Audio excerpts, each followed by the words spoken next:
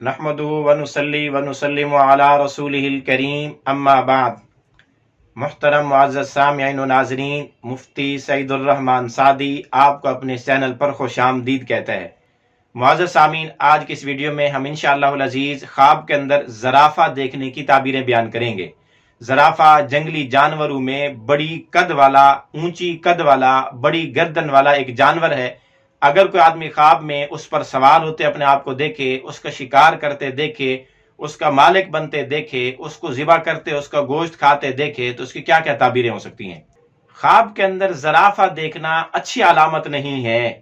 خواب کے اندر اگر کسی آدمی، مرد یا عورت کو زرافہ نظر آئے تو کوئی برائی پیش آنے، تکلیف پیش آنے سے تعبیر دی جا سکتی ہے۔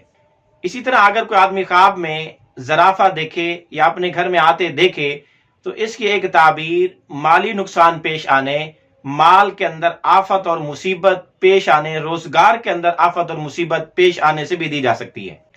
اسی طرح اگر کوئی غیر شادی شدہ مرد خواب میں زرافہ دیکھے تو اس کی ایک تعبیر یہ بھی ہے کہ خواب دیکھنے والے کو خوبصورت بیوی ملے گی، اس کا نکاح، اس کی شادی کسی حسین عورت سے ہوگی۔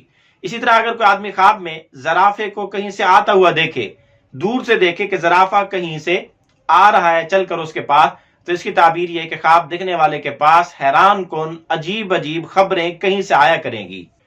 اسی طرح اگر کوئی آدمی خواب میں زرافے کا مالک بنتے ہوئے، اس سے دوستی لگاتے ہوئے، اس سے مانوس کھیلتے اٹکھیلیاں کرتے ہوئے اپنے آپ کو دیکھے تو اس کی تعبیر خواب دیکھنے والے کا دوست یا خواب دیکھنے والے کی بیوی یا اس کا لڑکا اس سے مراد ہو سکتا ہے۔